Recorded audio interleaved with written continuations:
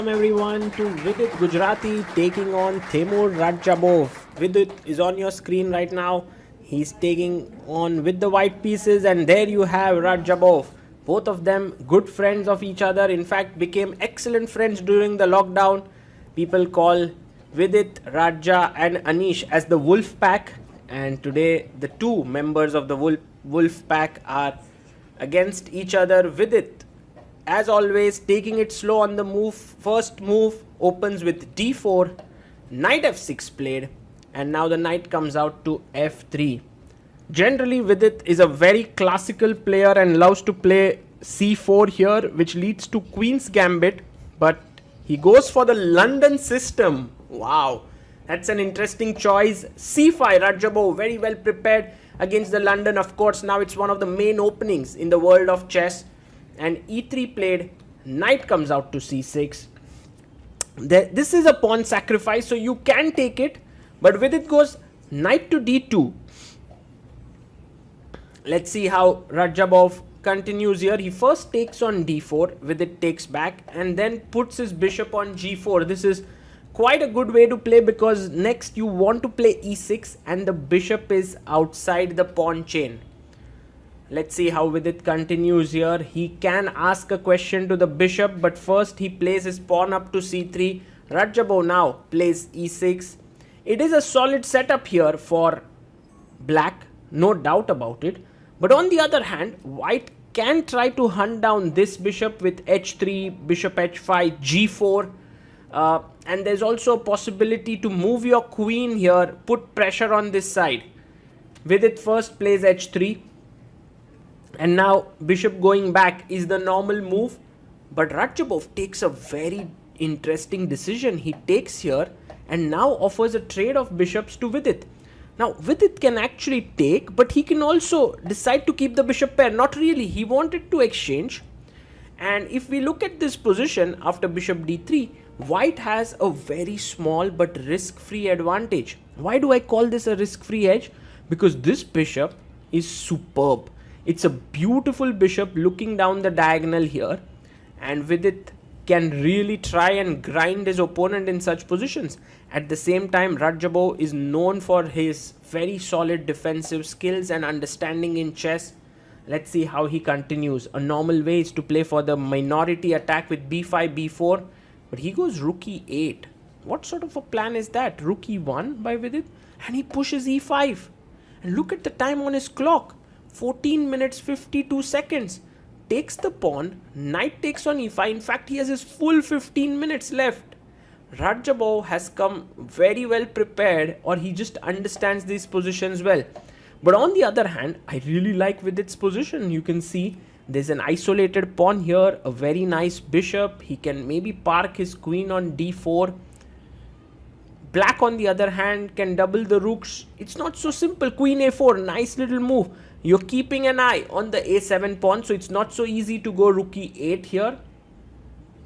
And let's see how Radjabov continues, because he still keeps moving fast. He plays a6, which is a good move. Maybe Vidit can now play his queen to the center of the board. He needs to somehow organize pressure on this pawn on d5.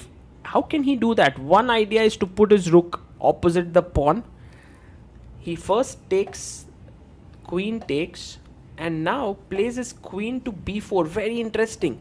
He's attacking this pawn here on b7, and Radjabov just defends it with rook b8. Clearly you don't want to play a move like b5, because then a4 is very powerful, just hacking away at the structure. So rook b8 played, and now Vidit goes rook d1. So as we discussed, he is ganging up on this pawn, and a very interesting maneuver could be to bring your bishop from this side and attack the pawn. But it's never simple, because the moment you play bishop c2, the queen enters and attacks the bishop and the rook. So he goes b5 now. Radjabov realizes that the rook has moved away and a4 no longer is that powerful.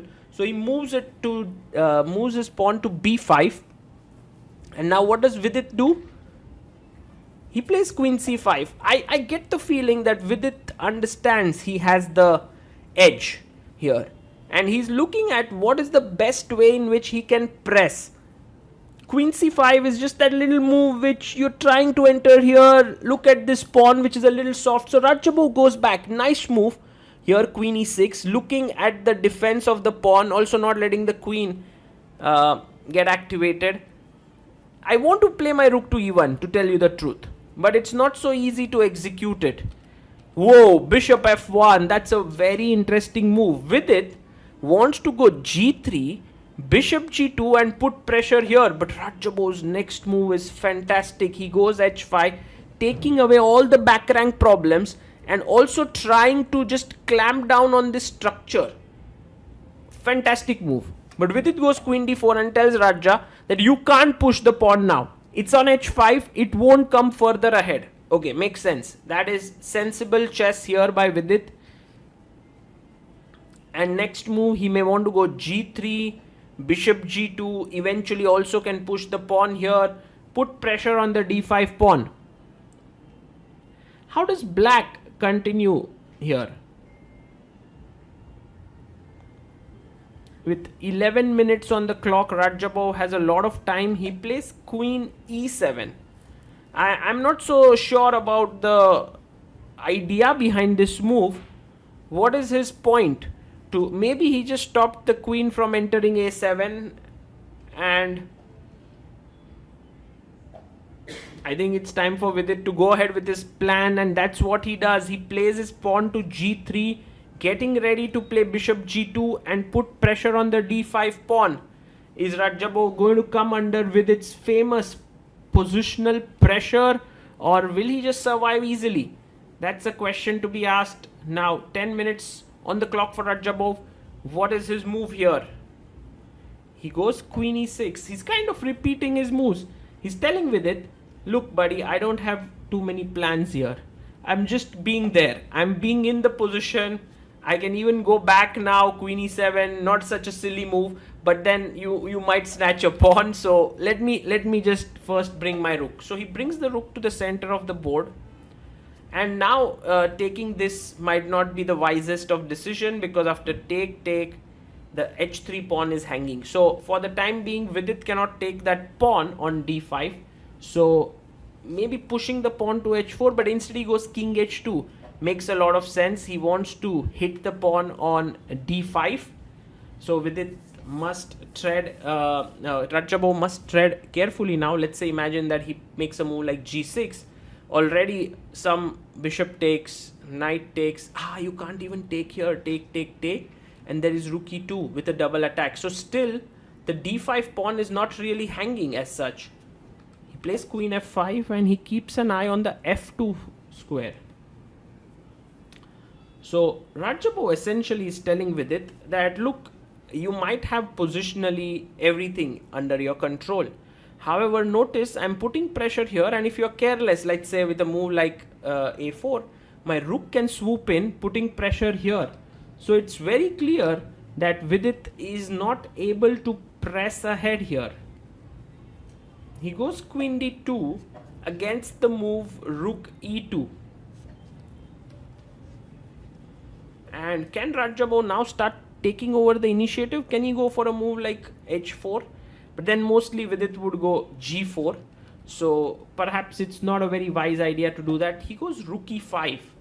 I like this move by Radjabov. With rook e5, he's defending the d5 pawn.